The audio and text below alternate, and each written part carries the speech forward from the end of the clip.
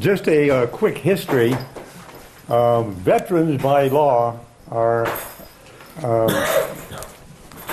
guaranteed certain honors and ceremonies when they pass on, as long as they've had honorable service. And it always fell to the part of the Army to do this. They ran out of numbers of people and money, and then it reverted to the National Guard, and basically the same thing happened. So we had a situation where veterans were passing on, and there were no honors or ceremonies. And so a group of people got together and formed the Franklin County Honor Guard. And the Rotary basically sponsored this organization, and the patch is on their left sleeve. So what it does is anybody who has served honorably has the option of requesting this detail that provides honors, attentions, standing by the coffin, taps, firing squad, etc. And they will talk about this, but what I wanted to say is this is a phenomenal service, because all you got to do is go to these funerals and see the individuals. Sometimes there's lots of people there, other times there's very few. But when this thing starts, the next of kin, they just sort of blossom. And it does your heart good that you're providing something very meaningful to the person who is passing on. So without further ado, I'd like to introduce Air Force Senior Master Chief Weatherby and Marine Gunnery Sergeant McMahon.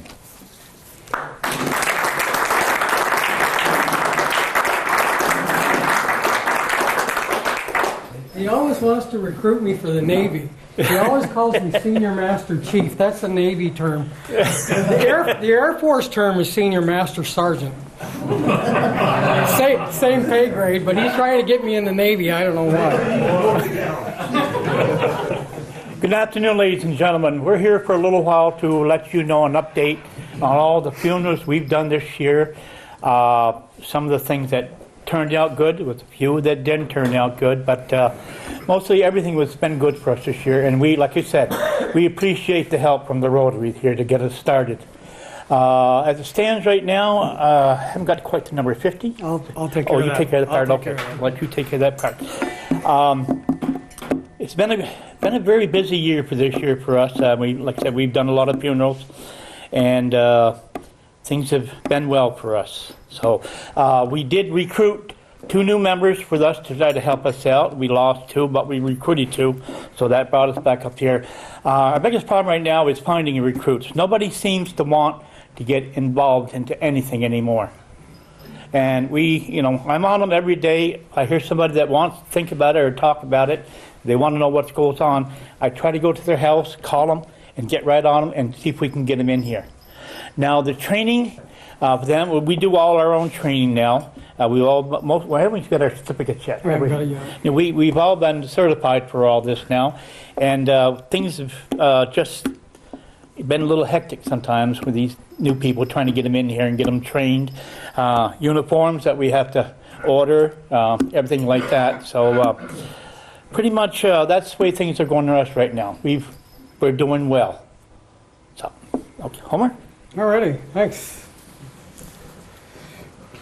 I'll give you a few stats of what we did in the last few years. Actually, we've been in existence since 2015 with your support to get us started, and we did actually 4 the first year. We got started a little bit late in that year because we were still in training, and so we didn't do that many the first year.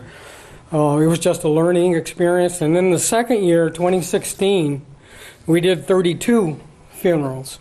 So it picked up the pace. We were getting recognized, and funeral homes, family members were learning about our existence. So then they were starting to call us and say, we'd like to have you at our loved one's burial. So that picked up. So this year, so far, as of 25th of October, we've done 27. So we're on our way. We still have a month or so left. A lot of the cemeteries closed during the first snowfall, and then that's it for funeral services. So over the last 2 years, we've actually done 63 funerals. So that's not bad. The deceased branches of services that we've done, I've got them broken down by each branch of service. We did 14 Army, 3 Army National Guard. Oh, my sheet didn't print out right. Oh well. I'm sorry about that. I apologize. Does yours print out? Yeah. Oh, good. I was right over the phone. Oh, thank you. I'm glad I brought extra copies. So we did 5 Navy, 4 Air Force, and 1 Marine Corps. We did most of our funeral services that we do are in Franklin County, hence the name, Franklin County, Vermont Honor Detail. We have done a few outside Franklin County, but that's on a case-by-case basis. It depends on the availability, and one of the ones that we did was actually a former Vietnam veteran president, so we felt we were obligated to do his. And as you know, we do from St. Albans to Sheldon to Richford to Berkshire Center, several cemeteries. I'll list them here in a few minutes. But each of these cemeteries are challenging in their own respect. If you've been to Richford, if you've been to Sheldon, if you've been to Berkshire Center, they're all on hills. And it's very difficult to set up a firing party, a bugler, to get them positioned just right. I remember Berkshire Center, it was so steep, we had to be way up, way above the burial site. So a lot of these have challenges, especially Richford. You're on an angle and you're kind of standing like this and trying to maintain yourself. So what we've done for St. Albans, we did 7, St. Albans Bay 3, Swanton 9, Sheldon 2, and 1 for each of these respectively. Bakersfield, Richford, Fairfax, Highgate, Berkshire Center, and Montgomery. In most of these burials, typically we do the rifle salute and taps.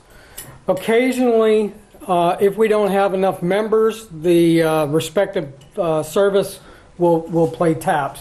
But most of the time, we have enough members that we can do the rifle salute and taps.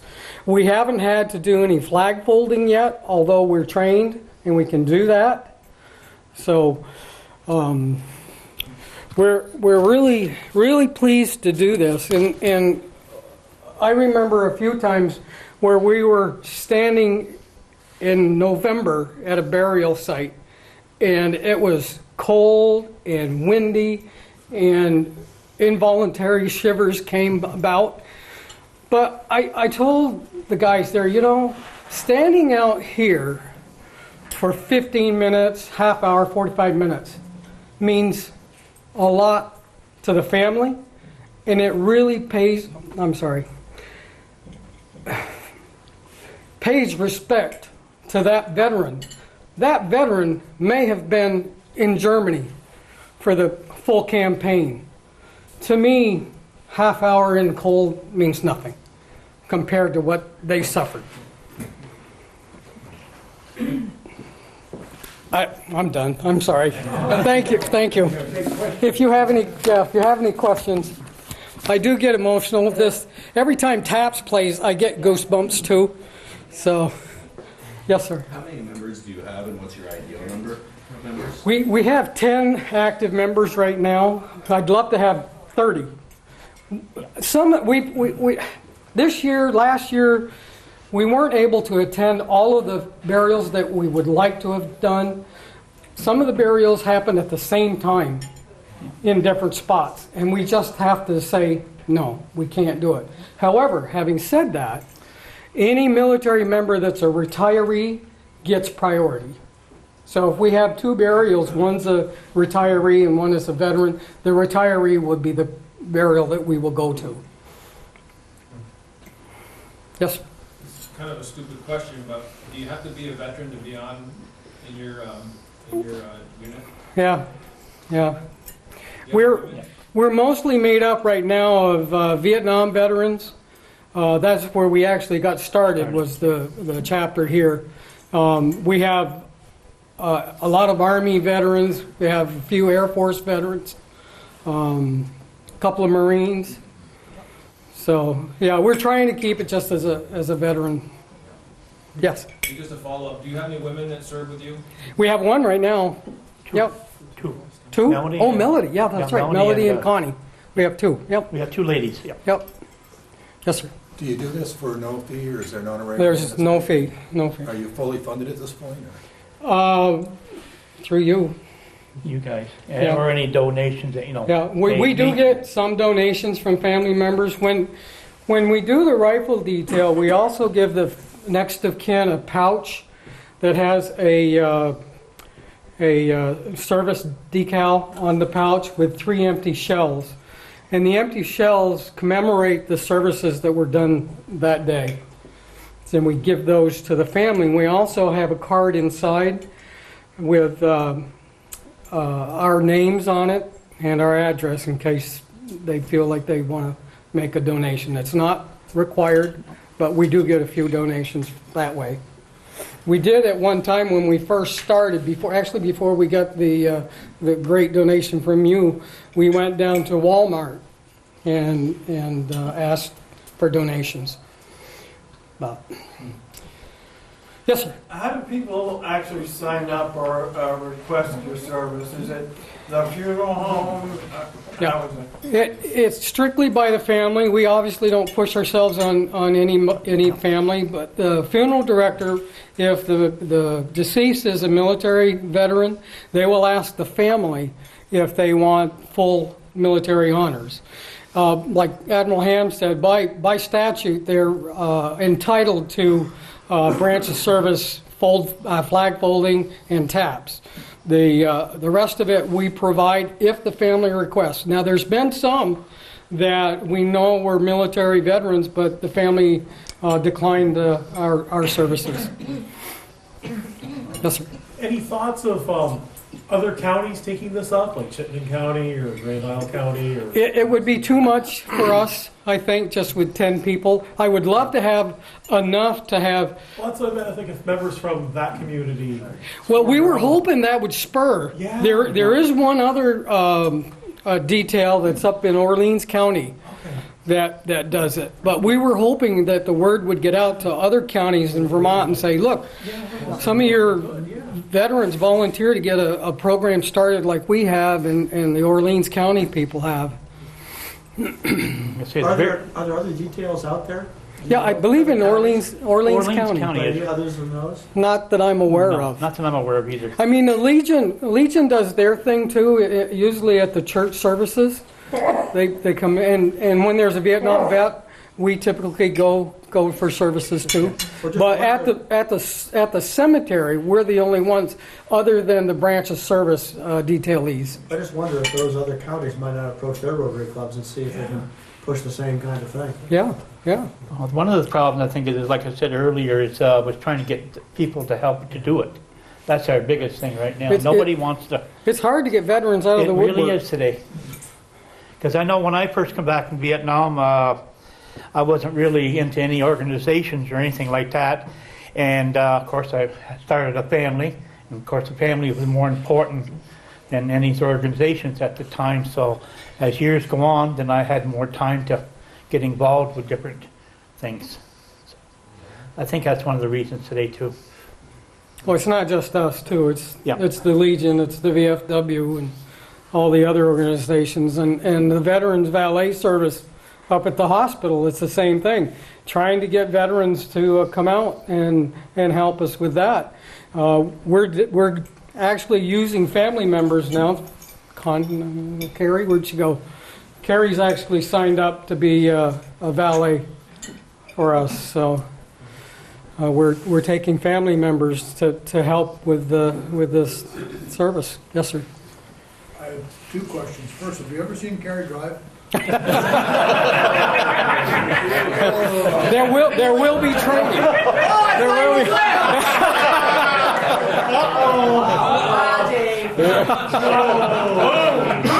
There will be extensive training. On a much more serious note, I've been to a couple services that you folks have provided service for.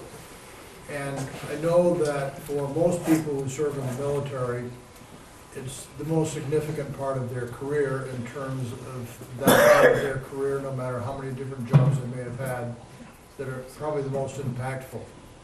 And I'm sure I speak for everybody here and anybody that might be listening on cable access in thanking you, because the passion that you've shown just in your presentation today, the caring that you have, but most importantly, what you do for every person that's present at a funeral, and more importantly, to pay respect to that person that so deeply deserves it. You just deserve all the appreciation in the world.